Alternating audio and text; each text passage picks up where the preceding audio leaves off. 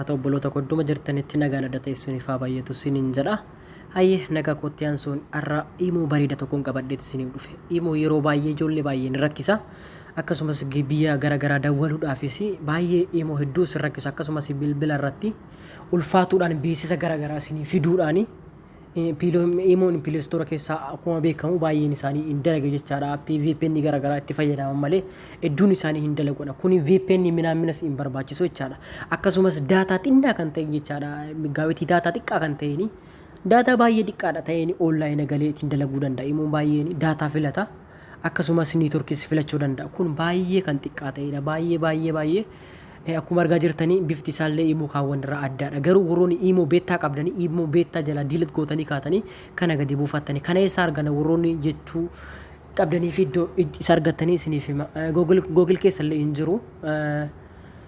Pileestoora keessallee hin jiru jechaadha. Immoo birriin bitamu jechaadha. Immoo beettaa akkuma beekamu beettaan baay'ee cimaadha. Dura baay'ee cimaa ture kan pileestooraatu amma bade malee.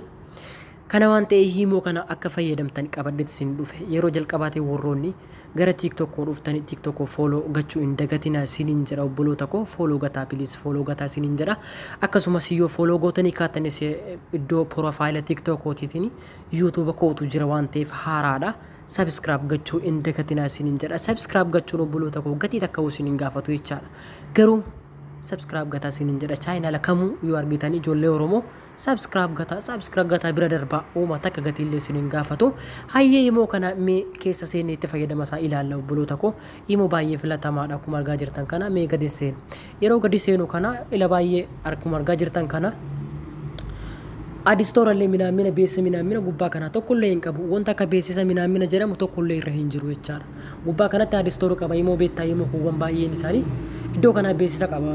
Adistoorii qaba jechaadha. Adistoorii mataa isaa danda'e qaba. Kun hin qabu. Bilbila irratti baay'ee ulfaatu. Daataa keessanis baay'ee hin cinqu.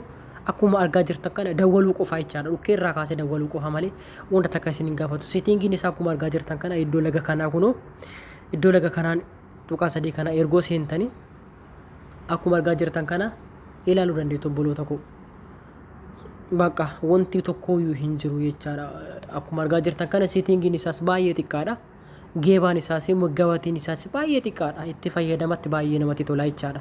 Immoo ofii koo baay'ee fayyadamatu turee jiru waan ta'eef immoo kana hedduun baay'een keessan akka hin qabne nan beeka waan ta'eef itti fayyadamaa isiniin jiru obboloota koo. Immoon kun immoo nama fayyadu.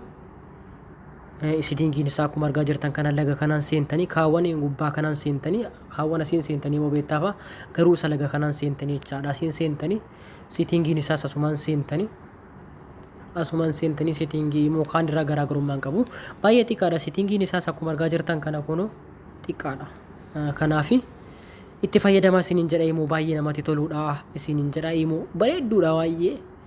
Qoonjoo isiiti itti fayyadamaa isiniin jedha please irra deebi'ee kan isin gaafadhu tokko akkuma argaa jirtan kana follow isiniin qabu follows godha please follows godha isiniin jedha. Akkasumas chaayinaala koos subscribe gataa isiniin jedha. Akkasumas aappii hedduutu jira waan ta'eef aappii mallaqaan bitamu ani tola liinkii isaa isiniif kaa'aa YouTube koo garaa jala akkasumas telegiraama koo jala galtanii buufachuu ni dandeettu isiniin jedha. Eebbifamaa horaa bulaa.